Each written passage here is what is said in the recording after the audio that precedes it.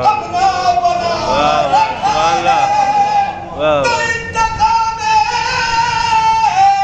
شہیدی لینے کی خاطر اب تو ہے جس کو جسے مرنے میں چھپا رکھا ہے اللہم صلی علی محمد وآل محمد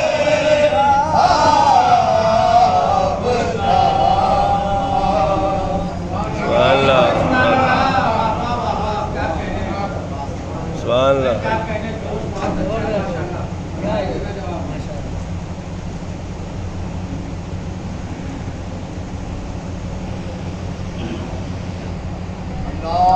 اللہم صلی علی محمد وآل محمد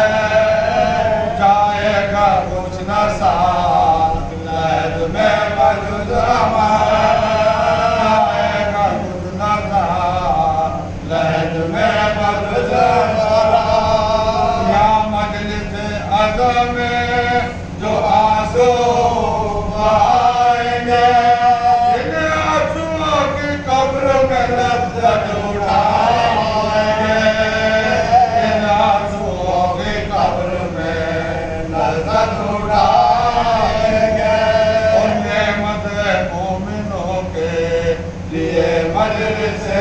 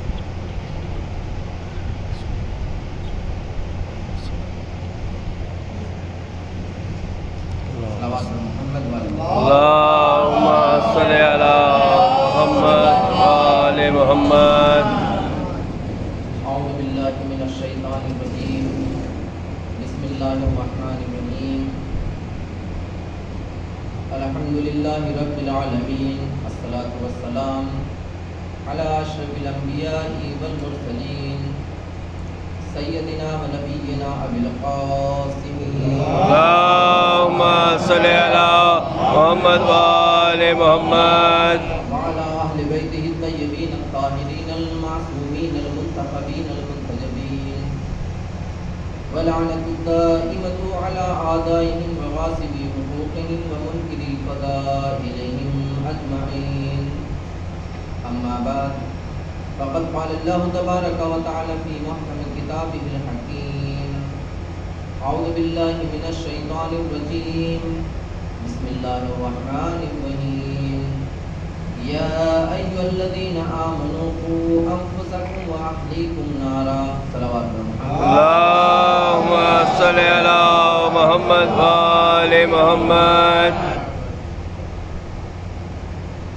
خداوند عالم قرآن مجید کے سورہ تحریم آیت نمبر 6 میں ارشاد فرما رہا ہے کہ اے ایمان لانے والو، تم اپنے آپ کو اور اپنے اہل و عیال کو جہنم کی آگ سے بچاؤ. کون جہنم کی آگ؟ وقودها الناس والحجارہ، وہ جہنم کی آگ جس کا ایندھن انسان ہوں گے اور پتھر. میرے عزیزوں، میرے دوستوں، میرے بزرگوں، میرے بھائیوں، میرے نوجوانوں، قرآن مجید کی یہ آیت کسی اور سے خطاب نہیں کر رہی ہے.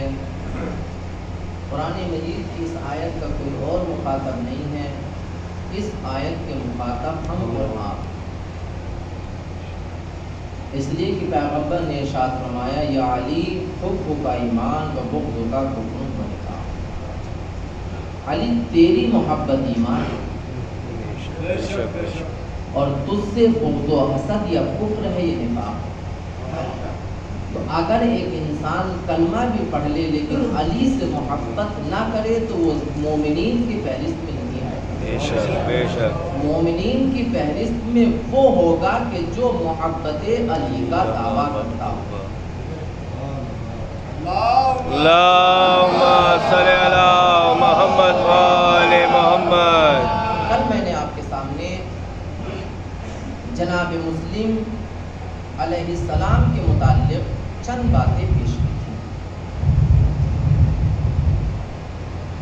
آج جناب مسلم ہی سے متعلق چند باتیں پھر آپ کے سامنے پیش کرنا چاہتا ہوں اور اس آیت کا مصداق آپ کے سامنے رکھنا چاہتا ہوں کہ جناب مسلم نے اس آیت کے اوپر کیسے عمل کیا. میں نے کل آپ کے سامنے جملہ کہا تھا کہ میں جو بھی چیز، جو بھی واقعہ، جو بھی تاریخ آپ کے سامنے بیان کروں گا، صرف تاریخ فضائل کی حد تک بیان نہیں کروں گا. اس تاریخ میں ہمارے لیے کیا پیغام ہے وہ آپ کے سامنے بیان کرنے کی کوشش. میرے عزیزوں، ابتداءً میں ایک جملہ آپ کے سامنے کہنا چاہتا ہوں کہ تاریخ کربلا کافروں کو پہچاننے کا ذریعہ نہیں ہے. انقلاب کربلا، تحریک کربلا کافروں اور مشرکوں کو پہچاننے کا ذریعہ نہیں ہے.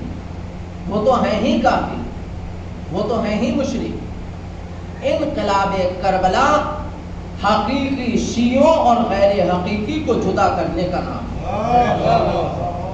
کربلا کون حقیقی چاہنے والا ہے، کون سچا چاہنے والا ہے، ان کو اور جو صرف دعویٰ کرنے والے ہیں ان کو جدا کرنے کا نام ہے. میں تاریخ کربلا اور خود جناب مسلم کی اس تاریخ سے آپ کے سامنے ایک جملہ، آپ سے ایک سوال کرنا چاہتا ہوں. جناب مسلم کو تمام اہل کوفہ نے دعوت دی، امام حسین کو دعوت دی، امام حسین نے جناب مسلم کو بھیجا. جب جناب مسلم کوفے میں آ گئے، آنے کے بعد جناب مسلم کے ہاتھوں پر بیعت کرنے والے کتنے ہزار لوگ تھے؟ 18,000. ان 18,000 میں کچھ وہ تھے کہ جنہوں نے جناب مسلم کے لیے اپنی جان قربان کی، اور کچھ وہ تھے کہ کچھ کیا اکثریت وہ تھی کہ جنہوں نے. اب میں آپ سے پوچھنا چاہتا ہوں، جن کے بارے میں عبید اللہ ابن زیاد کو یقین تھا کہ یہ کبھی بھی مسلم کو چھوڑیں گے نہیں، حسین کو چھوڑیں گے نہیں، یا تو قتل کر ڈالا یا قید خانے میں ڈال دیا، جیسے خود جناب مختار۔ تو دو طرح کے کردار کے جو یہ امام حسین کو بلا رہے تھے کوفے میں موجود تھے۔ پہلے مرحلے میں سب برابر، ہر ایک کہہ رہا تھا آ جائیے۔ جب امام کا نمائندہ کوفے کی سرزمین پر آ گیا، آنے کے بعد جب تک حالات فراہم تھے سب کہہ رہے تھے ہم آپ کے ساتھ، لیکن جب حالات بدلے کچھ نے اپنی جان قربان کی، کچھ قید خانے میں ڈال دیے گئے، اور اکثریت وہ تھی کہ جنہوں نے خود سے ساتھ چھوڑ دیا۔ میں ایک سیدھی سے آپ کے سامنے کی جو آپ ہمیشہ سنتے چلے آئے ہیں، پورے کوفے میں جہاں جو کوئی تھا کسی نے مسلم کو پناہ نہیں دی، ایک عورت نے پناہ دی۔ میں آپ سے پوچھنا چاہتا ہوں آپ کی نظروں میں وہ پورے کوفے والے جو محبت کا دعویٰ کر رہے تھے وہ سچے چاہنے والے تھے، یا ایک تنہا عورت کہ جو ابن زیاد کے ہوتے ہوئے مسلم کو پناہ دے رہی تھی وہ سچی چاہنے والی تھی؟ اگر یہ کہا جائے کہ نجات کون پائے گا تو آپ کیا کہیں گے؟ وہ ایک تنہا عورت ہے کہ جو نجات کی حقدار ہے۔ کہیے، یہ بھی تو کہہ رہے تھے ہم آپ کے ساتھ ہیں، ہم آپ کا ساتھ دیں گے، آ جائیے، بلا رہے تھے۔ اس کا مطلب یہ ہے کہ جب ہم تاریخ کو دوسروں کے اعتبار سے دیکھتے ہیں تو کہتے ہیں کہ وہ باطل پر تھے، وہ سچے نہیں تھے، وہ جھوٹے تھے، وہ جہنم کے حقدار ہیں۔ میرے عزیزوں، بالکل یہی مرحلہ ہمارا اور ہمارے وقت کے امام کا ہے۔ اگر ہم صرف زبانی دعویٰ کرتے رہے تو پھر یاد رکھنا ہوگا کہ جو اہل کوفہ تو ہم کو وہ نہیں بننا کہ جنہوں نے مسلم کا ساتھ چھوڑ دیا تھا، ہم کو وہ بننا ہے کہ توحا کی طرح ہم اپنے ایمان کا ساتھ دیں۔ صلوات پر محمد والے اللہم صلی علی محمد والے محمد۔ یہ دو کردار ہمارے سامنے ہیں، ہم نے دوسروں کو دیکھا۔ میرے عزیزوں، جناب مسلم علیہ السلام، میں چند احادیث آج آپ کے سامنے بیان کرنا چاہتا ہوں۔ شاید اس طریقے سے آپ نے جناب مسلم کے فضائل نہیں سنے ہوں گے۔ ہمارے ایک بہت بزرگ عالم دین شیخ عبداللہ امام غانی، علم رجال کہتے ہیں، جو ہمارے سامنے حدیث و روایت پڑھی جاتی ہیں کہ یہ حدیثیں بیان کرنے والا کون سچا تھا، یعنی کون سی حدیث صحیح ہے، اس لیے کہ بہت سی حدیثیں گھڑی بھی گئی ہے، وہ جو بیان کر رہا ہے حدیث ان میں کون سچا کیا، جو ان چیزوں کو بیان کرے، شخصیتوں کو بیان کرے کہ کون کیسا تھا۔ انہوں نے ایک کتاب لکھی رجال الشیعہ، اس کتاب میں انہوں نے جناب مسلم کے متعلق کچھ باتیں لکھی ہیں، اور سے سنیے گا۔ وہ ارشاد فرماتے ہیں کہ مسلم ابن عقیل ہوا اول السعداء۔ سعداء سعید کی جمع، سعید یعنی کامیاب۔ پیغمبر اکرم حضرت محمد مصطفیٰ اللہم صلی علی محمد آل محمد نے ارشاد فرمایا السعید من سعد فی بطن امہ والشقی من شقی فی بطن امہ۔ کامیاب اور باکردار انسان خود ماں کے شکم میں پروان چڑھتا ہے، باہر آ کر نہیں بنتا، اور بدترین شقی ترین انسان اگر کوئی بنتا ہے تو وہ بھی شکم مادر میں بنتا ہے۔ جملہ کہوں آپ کے سامنے، اگر اہل ولایت ہے میرے عزیزوں، ایک باپ کی نسل سے دو اولاد، میں ایسی باتیں پڑھتا نہیں لیکن جملہ سنیے گا، محسوس کیجئے گا، ایک دشمن اہل بیت کے جو باپ ہے اس کی نسل سے دو اولاد، ایک ہے بیٹی، دوسرا ہے بیٹا۔ بیٹی پیغمبر کی زوجہ لیکن دشمن اہل بیت، بیٹا محب اہل بیت کون؟ جناب محمد ابن ابی بکر، جس کے بارے میں خود مولا نے کہا کہ ان کو اس کا بیٹا نہ سمجھنا، یہ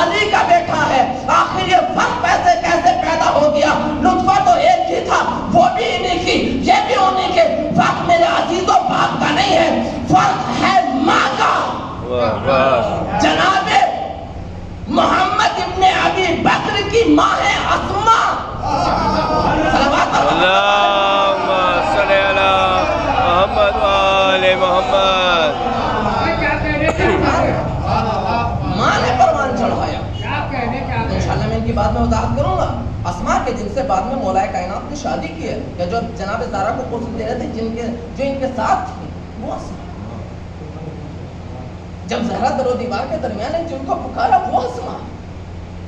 اور میرے عزیزوں میں ایک جملہ کی جب بات آ گئی، ویسے میں درمیان میں اس طرح جملے لاتا نہیں، لیکن ایک بات کہنا چاہتا ہوں کہ جب پیغمبر کی شہادت ہو گئی، وفات، مسلمانوں نے اپنا حاکم بنا لیا، علی اور علی کے چاہنے والوں نے چند افراد نے بیعت نہیں کی۔ وہ واقعہ پیش آیا کہ جب زہرا علی کو چھڑا کر لے گئی، اسماء اس وقت تک ان کی زوجہ تھی، خلیفہ میں ان کی زوجیت میں تھی۔ ان کے گھر میں ایک میٹنگ تھی، کہا کیا؟ وہ میٹنگ یہ کہ دیکھو جب علی، تو اگر ہم ویسے قتل کرنا چاہیں گے، ہم میں سے کوئی اتنا بڑا بہادر نہیں کہ علی کو قتل کرے، کہا پھر کیا کیا جائے؟ کہا دیکھو جب علی مسجد میں آئے نماز کی حالت میں ہوں تب علی کو قتل کرنا چاہیے۔ یہ جملہ اسماء نے سنا۔ اب اسماء سے رکا نہ گیا گھر میں، گھر سے باہر نکلی، فوراً علی کے دروازے پر آئی، یا علی ایک درخواست لے کر آئی ہوں۔ کہا اسماء بتاؤ کیا بات ہے؟ وہ نہیں تھی اسماء، اور اس وقت جناب محمد ابن ابی بکر ان کے شکم میں تھے۔ کہا علی آج میرے گھر میں ایک میٹنگ ہو رہی تھی، فلا فلا فلا فلا آدمی شامل تھے، اس میں اتنے لوگ شامل تھے، آج مسجد نہ جانا۔ کہا کیوں؟ کہا علی آج انہوں نے آپ کے قتل کی پلاننگ کی ہے، وہ آپ کو قتل کرنا چاہتے ہیں، آج مسجد میں نہ جانا۔ علی نے جناب اسماء کو دیکھا، دیکھنے کے بعد کہا اسماء یاد رکھو جب تک ادھر سے حکم خدا نہیں آئے گا کسی انسان کو کوئی مار نہیں سکتا، مطمئن رہو وہ اس کو قتل نہ کر پائیں۔ میرے عزیزوں یہی محبت تھی کہ جو آج شکم میں پروان چڑھ رہی تھی، بعد میں ماں کا یہ کردار اور علی کی تربیت، یہ اس بنیاد پر پروان چڑھی کہ یہ بیٹا بڑا ہونے کے بعد باپ کے مقابلے پر بھی آیا اور بہن کے مقابلے پر بھی آیا، اور آنے کے بعد آواز دے رہا تھا اگر اپنے بچوں کی اچھی تربیت کر دو تو چاہے جیسا بھی کردار ہوگا سبحان اللہ، واہ واہ، سبحان اللہ۔ کردار بنانا تمہارا کام ہے۔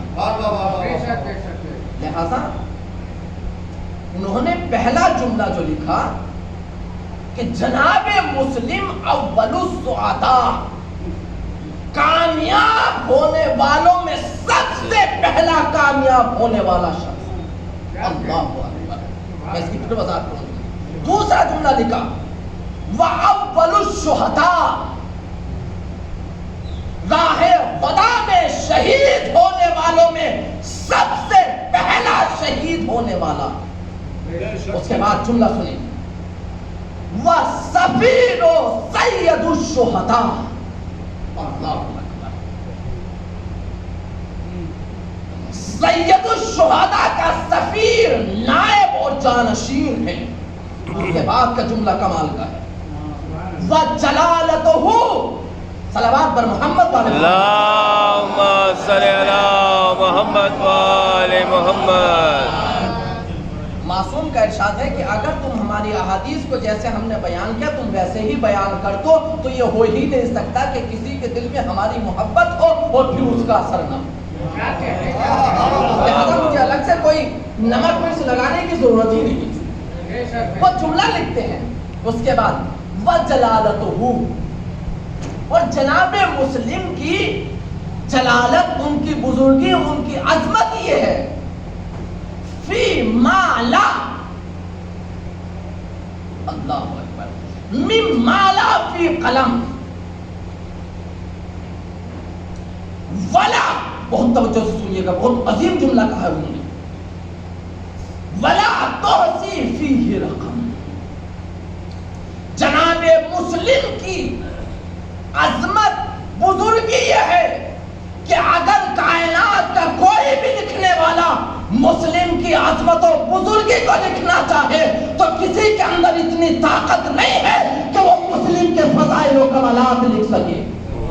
میں جملہ یاد دلاؤ، پیغمبر نے مولا کائنات امیر المومنین علیہ اللہم صلی علی محمد و آل محمد کے لیے ارشاد فرمایا کہ اگر پوری کائنات کے جن و انس مل کر، اور یہ جتنا پانی اس کائنات میں ہے، جتنے درخت ہیں، اگر وہ سب روشنائی، جتنے پانی، جتنے سمندر میں روشنائی اور جتنے درخت ہیں وہ قلم بن جائے، اور پھر جن و انس مل کر علی کے فضائل لکھنا چاہیں تو قسم خدا کی علی کے فضائل لکھ نہیں سکتے. یہ عالم فرماتے ہیں کہ جناب مسلم کی عظمت و بزرگی یہ ہے کہ اگر پوری کائنات بھی جناب مسلم کے فضائل لکھنا چاہے تو قسم خدا کی فضیلت لکھ نہیں سکتی. واہ واہ. اور کیوں نہ ہو، یہ وقت کا امام اعلان کر رہا ہے، انی بعثت الیکم. یا وقت دو تین طریقے سے الفاظ باعث الیکم بھی ہے، وانی قد بعثت الیکم بھی ہے. میں تمہاری طرف بھیج رہا ہوں کس کو؟ اخی، اپنے بھائی کو، وابن عمی، اپنے چچا زاد کو، وثقتی من اہل بیتی، جو میرے خاندان میں میرے نزدیک سب سے زیادہ قابل اعتماد ہے. وہ حسین جو کربلا کے میدان میں اعلان کر رہا تھا جیسے اصحاب مجھ کو ملے ویسے نہ میرے نانا کو ملے، ویسے نہ میرے بابا کو ملے، وہ ان اصحاب کو بھی مد نظر رکھتے ہوئے کہہ رہا ہے ان میں بھی اگر کوئی سب سے بڑا میرے نزدیک قابل اعتماد ہے تو وہ ذات مسلم ہے. سبحان اللہ. سبحان اللہ. تو کون ان کی عظمتوں کو بیان کرے؟ ہم نے جناب مسلم کو صرف مصائب کی حد تک لا کر رکھ دیا. جی نہیں، مصائب کی حد تک نہیں ہے. میں اب ایک حدیث پیغمبر پڑھ کر چند نتیجے آپ کے سامنے رکھنا چاہتا ہوں. مولا کائنات امیر المومنین علی جملہ اللہم صلی علی محمد و آل محمد. اور سے سنیے گا حدیث پیغمبر. مولا کائنات نے پیغمبر سے سوال کیا، یا رسول اللہ انکا لتحب عقیلا. عقیل جناب مسلم کے والد کرام. یا رسول اللہ کیا آپ عقیل کو دوست رکھتے ہیں؟ کیا آپ عقیل کو پسند کرتے ہیں؟ کیا آپ عقیل سے محبت کرتے ہیں؟ پیغمبر نے کیا کہا؟ پیغمبر نے کہا اے واللہ، میرا قسم خدا کی، انی لاحب محبتین، میں عقیل کو دو محبتوں کی وجہ سے دوست رکھتا ہوں. اب غور سے سنیے گا. پہلا کیا ہے؟ بہت عجیب و غریب جملہ کہا ہے، احب لہو، پہلی محبت میری یہ ہے عقیل سے کہ وہ ایسا صاحب کردار ہے کہ میں پیغمبر بھی اس سے محبت کرتا ہوں. دوسرا جملہ سنیں، اور دوسری محبت یہ ہے کہ احب لأحب لأبی طالب. اللہ اکبر. چونکہ میرے چچا ابو طالب سب سے زیادہ عقیل سے محبت کرتے تھے. تیسری چیز وَإِنَّ وَلَدَهُ لَمَقْتُولٌ فِي مُحَبَّةِ وَلَدِكَ. اللہ، یہ جناب مسلم کے بارے میں جملہ ہے. محبت کا سبب پیغمبر نے بتایا. تیسری وجہ یہ ہے کہ میں عقیل سے اس لیے محبت کرتا ہوں اس لیے کہ اس کا ایک بیٹا تیرے بیٹے حسین کی محبت میں قتل کیا جائے گا. میرا عزیزو، پیغمبر کی محبت سمجھ میں آئی کہ کس سے پیغمبر محبت کرتے ہیں؟ پیغمبر نے تین چیزیں بتائی.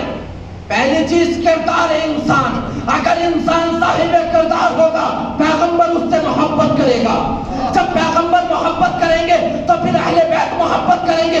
میرے عزیزو ہم کو کہنے کی ضرورت ہی نہیں ہے کہ ہم علی سے محبت کرتے ہیں, ہم علی سے محبت کرتے ہیں. نہیں, اپنے آپ کو ایسا صاحب کردار بنا لو کہ علی خود کہے کہ میں تم سے سبحان اللہ. بابا سبحان اللہ. اللہم صلی علی محمد وآل محمد. یہ نہیں ہے کہ ہم یہ کہیں کہ ہم علی سے جی نہیں, وہ خود کہیں کہ ہم اس سے. وہ پہلی وجہ کیا ہے کہ صاحب کردار ہونا. دوسری وجہ جناب ابو طالب کا محبوب ہو.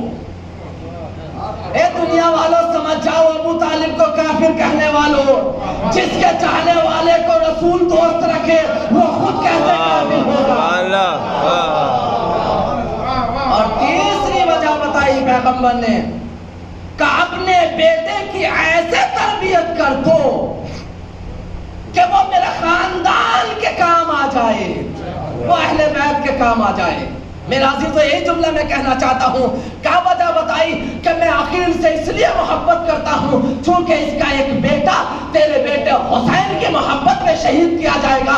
اس کا مطلب یہ ہے پیغمبر اسی سے محبت کریں گے جو اپنے بچوں کی ایسے تربیت کر دے کہ جو حسین کے کام آ سکے. سبحان اللہ. واہ واہ واہ واہ. سبحان اللہ.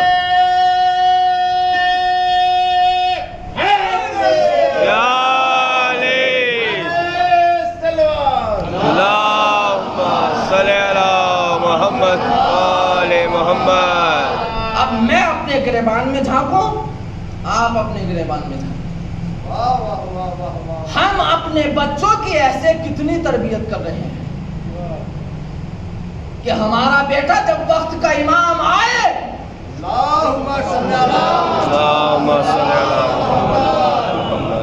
پیغمبر نے بتایا ہے کہ میں عقیل سے اس لیے محبت کرتا ہوں چونکہ یہ اپنے ایک بیٹے کی ایسی تربیت کرے گا کہ وہ میرے لال حسین کے کام آئے گا, اس کے مشن کو آگے بڑھائے گا. اب میرے عزیزو نتیجے سنیں چند. میں نے کل کوفے والوں کے اعتبار سے آپ کے سامنے کہا کہ باوفا ہونا چاہیے. کوفے والے باوفا نہیں تھے تو یہ نتیجہ نکلا. ہم کو اپنے بچوں کی ایسے تربیت کرنا ہے کہ باوفا.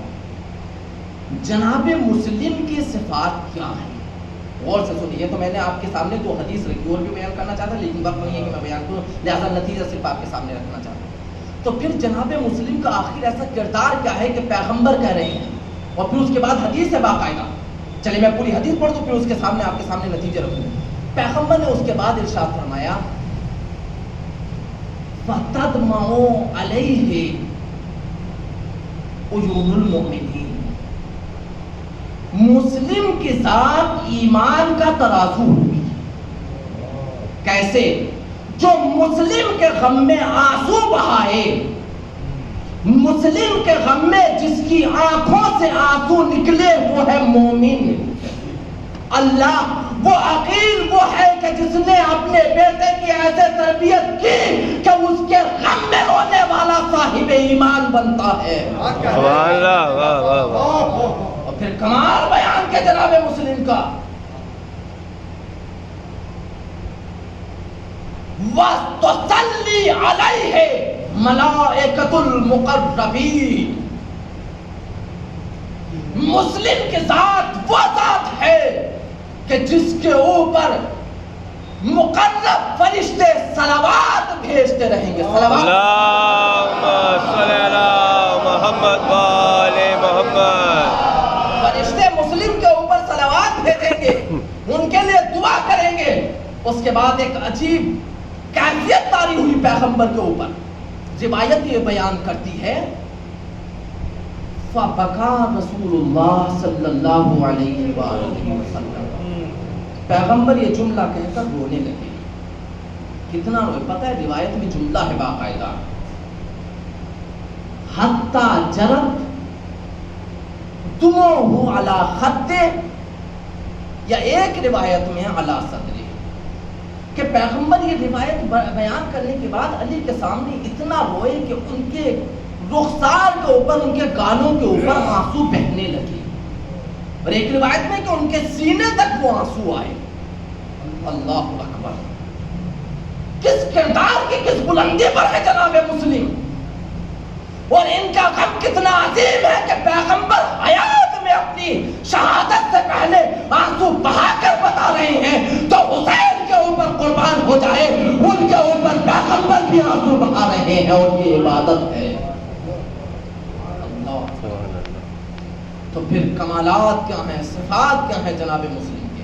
بس میرے عزیزوں، میرے پاس وقت نہیں ہے کہ میں آپ کے سامنے بس اتنا سنیں کہ جناب مسلم کا، میں نے آپ کے سامنے کہا کہ یہ نائب بنا کر بھیجے گئے، نائب۔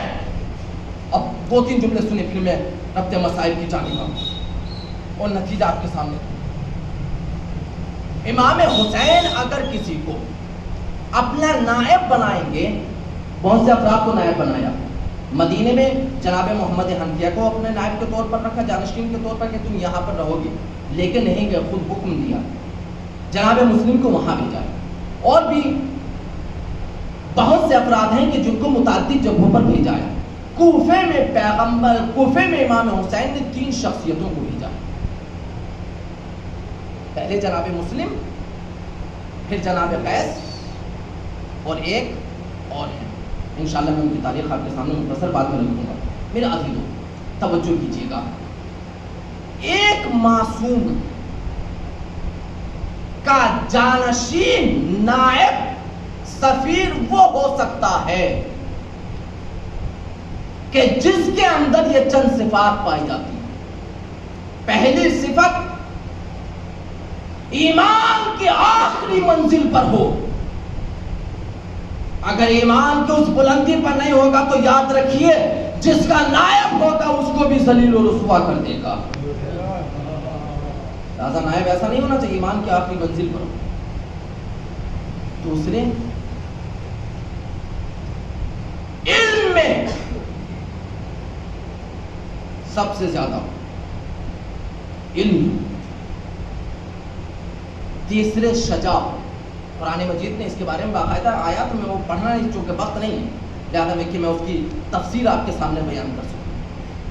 خداوند عالم نے جناب طالوت کے متعلق ارشاد فرمایا کہ جب قوم والوں نے آ کر جناب موسیٰ اپنے وقت کے نبی سے کہا تھا کہ ہمارے لیے کسی ایک حاکم، کسی ایک سپہ سالار کا انتخاب کر دیجئے، کسی کو بنا دیجئے، تو وقت کے نبی نے کہا کہ جاؤ میں خدا سے درخواست کروں گا۔ یعنی اس کا مطلب یہ ہے کہ کوئی نبی بھی اپنا جانشین، سپہ سالار اس وقت تک نہیں بناتا جب تک کہ حکم خداوندی نہ ہو، کوئی ہادی نہیں بناتا۔ اس کا مطلب یہ ہے کہ مسلم کو اگر اپنا نائب بنا کر بھیج رہے ہیں، ادھر سے ہدایت ہے کہ ان کو بھیجو، حقدار کو اس کا حق دو۔ لہذا کہا کہ 2 وجہ سے ہم نے جناب طالوت کو قوم کے اوپر، اگر وقت ملا تو میں انشاءاللہ اس آیت کی تفسیر کروں گا، کہ 2 وجہ سے وَزَادَهُ بَسْطَةً فِي الْعِلْمِ وَالْجِسْمِ، ہم نے جو اس کو تمہارا حاکم سپہ سالار بنایا ہے اس کے اندر 2 صفتیں ہیں، ایک سب سے زیادہ علم اس کے اندر ہے، دوسرے سب سے زیادہ شجاعت۔ تو جس کے اندر سب سے زیادہ علم اور شجاع ہو وہ خداوند عالم کی طرف سے جانشین، ہادی، رہبر بنے گا، اور ان کا بھی نائب وہی بنے گا کہ جس کے اندر یہ صفات پائی جاتی ہیں۔ تیسری جو چوتھی جو صفت جناب مسلم کے اندر تھی، وہ صرف نمائندہ نہیں بن کر جا رہے تھے بلکہ امام حسین کے صفات و کمالات کا مظہر بن کر جا رہے تھے۔ جو امام حسین کے صفات و کمالات ہیں، اب جب یہ وہاں پر جائیں گے تو یہ مسلم بن کر نہیں جا رہے ہیں بلکہ وقت کا حسین بن کر جا رہے ہیں۔ جو یہ کریں گے گویا کہ یہ نہیں کر رہے ہیں بلکہ وقت کا حسین کر رہے ہیں۔ سبحان اللہ۔ اب سنیں چند باتیں میرے عزیزو، آپ نے اکثر و بیشتر سنا ہوگا لیکن کبھی غور نہیں کیا، نتیجے میں آپ کے سامنے رکھ رہا ہوں۔ جب جناب مسلم کوفے کی سرزمین پر آ گئے، بھائی میرا انداز یہ صلوات پر محمد والے اللہم صلی علی محمد والے محمد، آواز بولے نعرہ صلوات، محمد والے محمد۔ جب آ گئے پہلی چیز سنیں کہ کیسے مظہر ہے۔ امام حسین کبھی کسی نہتے کے اوپر حملہ نہیں کرتے، کبھی کوئی عادی نہتے کے اوپر پہلے حملہ کرے گا ہی نہیں. ابن ملجم کے بارے میں جانتے ہیں کہ میرا قاتل ہے, بتا رہے ہیں. کسی نے کہا مولا جب آپ جانتے کہ آپ کو قتل کرے گا پھر اس کو قتل کیوں نہیں کر دیتے؟ کہا بھی گناہ نہیں کیا. جب تک گناہ نہ کرتے ہم اس کو قتل نہیں کرتے. اللہ اکبر. تو اہل بیت کی جو معصوم ہے, ہادی ہے, ان کا کردار کیا ہے؟ وہ وقت سے پہلے کسی کو نہ ہونے والے جرم کی سزا نہیں دیتے, نہتے کو کبھی مارتے نہیں ہیں, کبھی قتل نہیں کرتے, دھوکے سے کبھی کسی کو قتل نہیں کریں گے. یہ صفات ہے. جب عبید اللہ ابن زیاد جناب ہانی کو دیکھنے کے لیے آیا ہے, پہلے سے پتا چل گیا تھا کہ وہ جناب ہانی کو اس لیے کہ جناب ہانی کوفے کی وہ شخصیت تھی کہ اگر ایک مرتبہ اشارہ کر دیتے تو کوفے کا کچھ اور ہی نقشہ ہوتا. لہذا پہلا حربہ ان کو بنایا گیا. اور دھوکے سے میرا عزیزو, اگر میں آپ کے سامنے انشاءاللہ وقت ملا میں بیان کر سکا کہ کچھ عظیم شخصیتیں ہوتی ہیں کہ جن کی خاموشی کس حد تک نتیجہ پہنچتا ہے. خاموشی کا جو قوم کے بزرگ افراد ہوتے ہیں جن کا اثر ہو قوم میں, اگر وہ کبھی کبھی خاموش ہو جائیں تو اس کا نتیجہ کیا ہوتا ہے؟ اس کا ایک نتیجہ ہی کا جناب ہانی کو دیکھنے کے لیے آیا تو یہ تھا کہ دیکھو جب وہ یہاں پر آئے, جو جناب ہانی کچھ علامتیں رکھی کہ مثلا میں پانی مانگوں گا تو جیسے ہی میں پانی مانگوں تو تم پردے کے پیچھے سے نکلنا اور آ کر فوراً ابن زیاد کو, اس لیے کہ جہاں یہ ملعون ختم ہوا ساری کی ساری مصیبتیں. وہ آیا دیکھنے کے لیے, آ کر بیٹھا مسلم کی, وہ جناب ہانی کی عیادت کر رہا ہے. جناب ہانی بار بار پانی مانگ رہے, جو بھی علامت رکھی, لیکن جناب مسلم پردے کے پیچھے سے وہ عیادت کر کے وہ تھوڑا سا بھانپ گیا کہ بار بار ایسا کر رہے کچھ نہ کچھ خطرہ, فوراً نکلا اور چلا گیا. جب وہ چلا گیا تو جناب مسلم سے جناب ہانی نے پوچھا, مسلم اتنا اچھا موقع تھا, تم نے اس کو قتل کیوں نہیں کر دیا؟ دشمن خدا کو قتل کیوں نہیں کر دیا؟ جناب مسلم نے ایک عجیب جملہ کہا, کہانی تم کو پتا ہے, میں نے اپنے جد پیغمبر سے سنا ہے کہ پیغمبر نے ارشاد فرمایا کبھی کسی نہتے کے اوپر دھوکے سے وار نہ کرنا. صلوات پر محمد, اللہم صلی علی محمد و آل محمد. دھوکے سے کبھی کسی کو قتل نہ کرنا. ایک ہی دوسری صفت سنے اہل بیت کی, اور یہ ہمارے اندر صفات ہونا چاہیے کہ کبھی بھی, وہ تو دشمن تھا, کسی کو کبھی دھوکہ نہ دیں. دھوکہ وہ صفت ہے کہ جس نے ہمیشہ اہل بیت کے خلاف مصیبتیں کھڑی کی ہیں. جو سب سے زیادہ اذیت کا سبب بنا ہے وہ دھوکہ ہے اہل بیت کے لیے. میرا عزیز کو کبھی دھوکے کی صفت کو نہ اپنائیں. اہل بیت کو بہت تکلیف ہوتی ہے, دنیا نے بہت اذیت دی, کم سے کم ہم اپنے کردار سے اہل بیت کو اذیت نہ دیں. ہم اپنے بچوں کی ایسے تربیت کریں. دوسری صفت سنیں, صحابہ پر محمد والے اللہم صلی علی محمد و آل محمد. پہلا, کبھی دھوکے سے, کبھی کسی کی کوئی چیز لے کر اس دنیا سے نہیں جاتے ہیں. اگر کسی کی امانت ہے تو امانت واپس کریں گے تب جائیں گے. اگر کسی سے قرض لیا ہے تو قرض ادا کر دیں گے تب جائیں گے. میرے عزیزو, اہل مکہ پیغمبر کی جان کے دشمن ہو گئے, قتل کی سازش کر لی. جب کسی نے ان سے پوچھا کہ تم اگر رسول کو قتل کر دو گے, تمہاری امانتیں ان کے پاس رکھی ہوئی ہیں, پھر تمہاری امانتوں کا کیا ہوگا؟ تو پتہ ہے تمام کافروں نے کیا جواب دیا تھا کہ ہم کو محمد کے اوپر اتنا اعتبار ہے کہ جب تک وہ ہماری امانتیں کسی محافظ کے ہاتھ میں نہ دے دے گا اس وقت تک اس دنیا سے جا نہیں سکتا. سبحان اللہ, واہ. یہ کردار اہل بیت ہے کہ جب تک امانتیں نہ لوٹا دیں. اتنا یقین تھا. جناب مسلم کو لایا گیا, پتہ ہے 2 وصیتیں 3 وصیتیں ملتی ہیں کہ جناب مسلم نے عمر سعد سے کی ہے. بہت غور سے سنیے گا. کتنی؟ 3 وصیتیں. کا پہلی وصیت یہ ہے کہ میری یہ تلوار اور زرہ لو. دیکھو میں نے فلاں سے 700 درہم قرض لیا ہے. میری شہادت کے بعد اس تلوار اور زرہ کو بیچ کر اس کا قرض ادا کر دینا.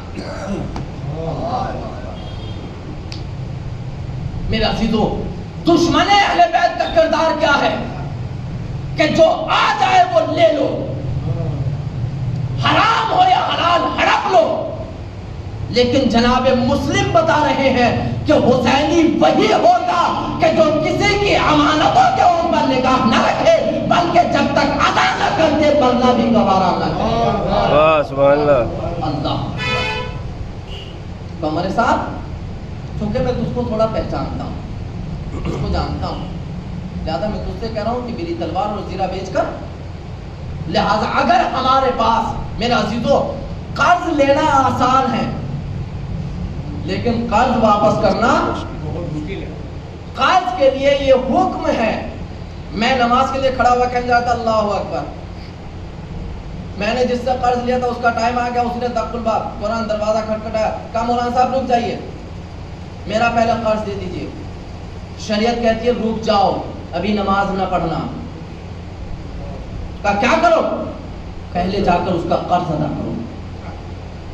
کہا وہ بندے کا حق ہے، میں تیرے حق کو ادا کرنے کے لیے تیری بارگاہ میں عبادت کرنے کے لیے آ رہا ہوں.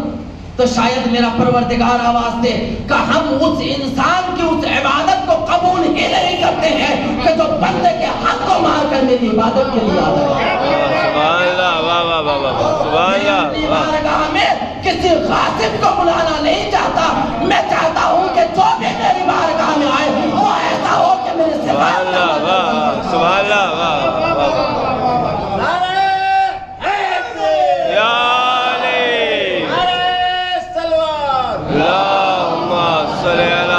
محمد والے محمد. مجھے ایسی عبادت نہیں چاہیے. اگر دل میں تھوڑی سی بھی خلش ہوئی تو یاد رکھنا زندگی بھر کی عبادتیں گئیں. اور میرا عزیزو میں جملہ کہہ دوں کہ یہ مجلس اعضا بھی ایک عبادت ہے. ہر ایک کا ایک حق ہے. کسی کا حق پامال کر کے اگر ہم یہ مجلس کریں گے تو پھر وہ مجلس ہم کو ثواب نہیں پہنچائے گی. حسین کہیں گے سبحان اللہ. واہ واہ. سبحان اللہ. ہم حق کو ادا کریں. جب تک ہم ایک دوسرے کا حق کو ادا نہیں کریں گے، کئی عزیزی کردار ہے کہ جیسے مل جائے ہڑپ کر لو، حق ہو یا نہ ہو. لیکن حسینی کردار یہ ہے کہ اگر تمہارے اوپر قرض ہے پہلے اس کو ادا کرو پھر بھرو. اللہ. اور میرا عزیزو قرض کے لیے ہے کہ اگر انسان نے قرض لے لیا، میں نے قرض لیا میں ادا نہیں کر پایا، تو میرے عزیزو میرے مرنے کے بعد میراث بٹنے سے پہلے توجہ کیجیے گا. یہ مسائل بیان نہیں کیے جاتے مجالس میں، لیکن دین یہی ہم کو سکھاتا ہے. مجلس حسین یہ عزاداری، یہ مجلس حسینی بنانے کا نام ہے، حسین کے کردار سے دور کرنے کا نام نہیں ہے. سیدہ زینب نے زندان شام میں 3 دن مجلس کی تھی، یا روایت 7 دن، لیکن وہ 7 دن کے اندر اہل شام کو حسینی بنا کر آئی تھی.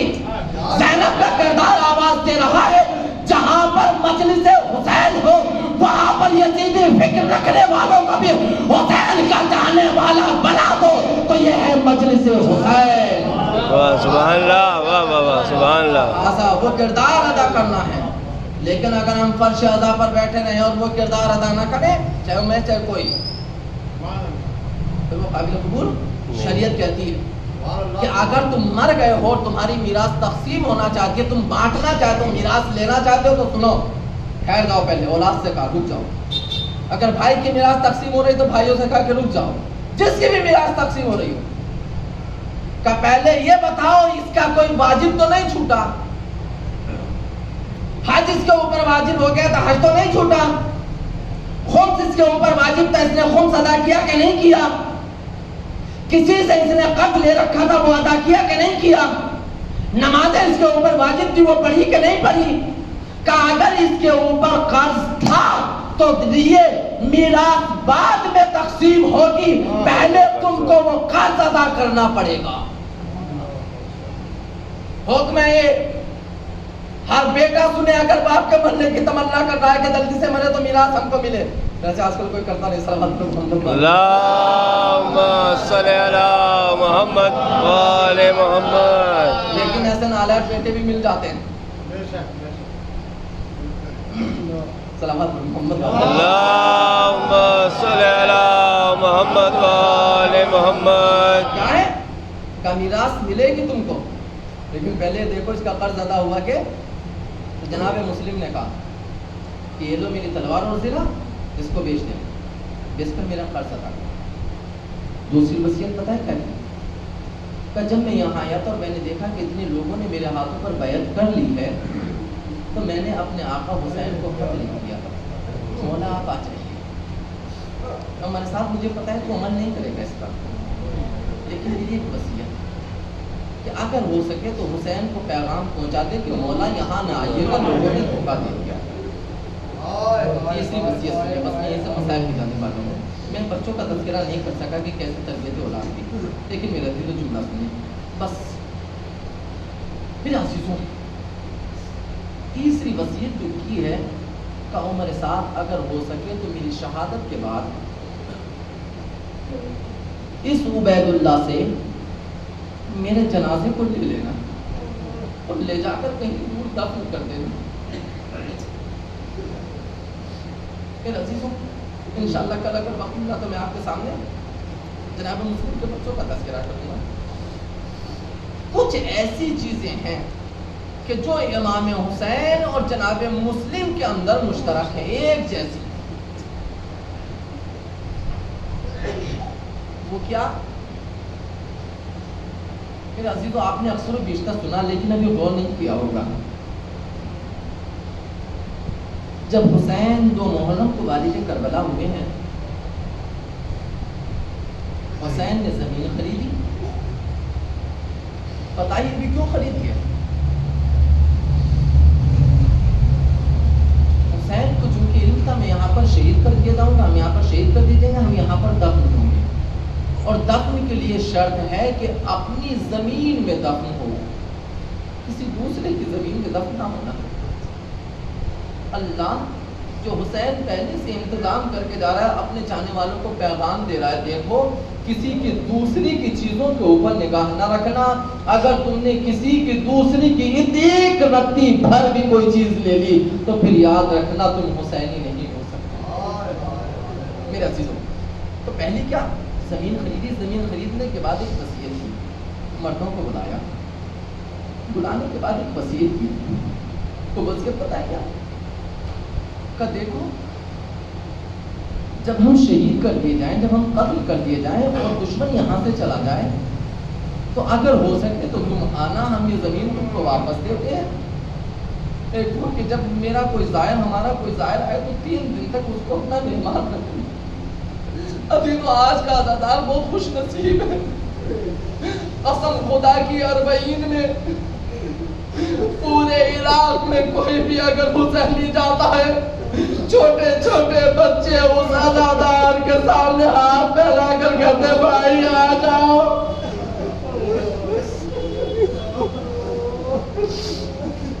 چھوٹے چھوٹے بچے، بڑے بڑے جو لکھپتی کروڑپتی ہیں عزاداروں کے پیر،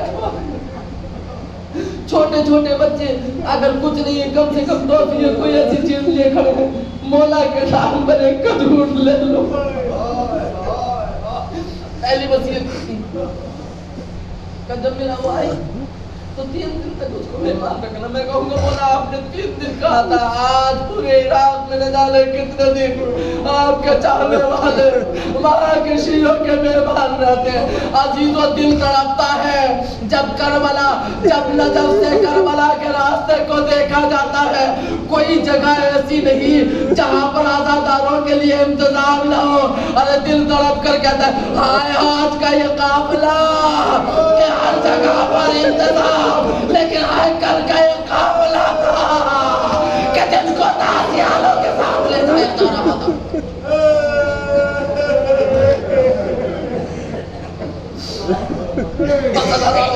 آپ کی آنکھوں سے آنسو نکل گئے، اب میں انشاءاللہ وہ کل پڑھوں گا، بس آج اتنے مسائل سن لیجئے میرے عزیزوں۔ یہ حسین نے وصیت کی، ایک وصیت کیا تھی کہ اگر ہو سکے تو تم آنا، آنے کے بعد اس کو دفن کر دینا۔ وصیت کیا کی؟ دفن کر دینا۔ پھر مردوں سے کہا کہ تم چلے جاؤ اپنی عورتوں کو۔ عورتیں آئیں، حسین نے ایک جملہ کہا، کتنی تمنا ہے حسین کی کہ حسین میں جنازہ دفن ہو جائے، کہ اگر تمہارے مرد دشمنوں کے خوف سے ہم کو دفن نہ کر سکے تو تم شب کے سناٹے میں آنا، ہم کو دفن کر دینا۔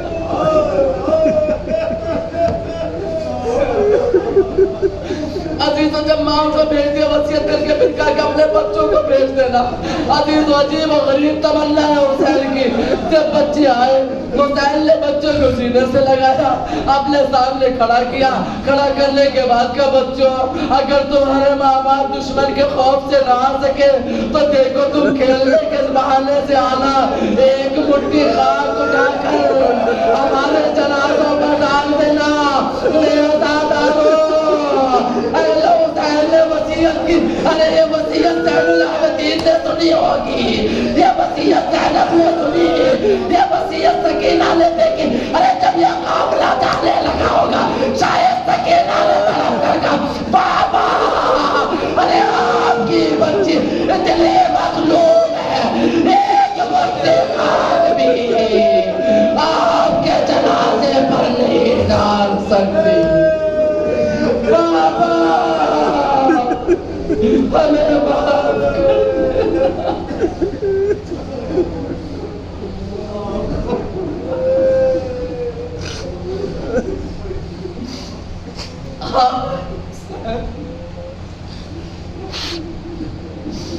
وَسَيَعْلَمُ الَّذِينَ ظَلَمُوا أَيَّ مُنقَلِبٍ يَنقَلِبُونَ۔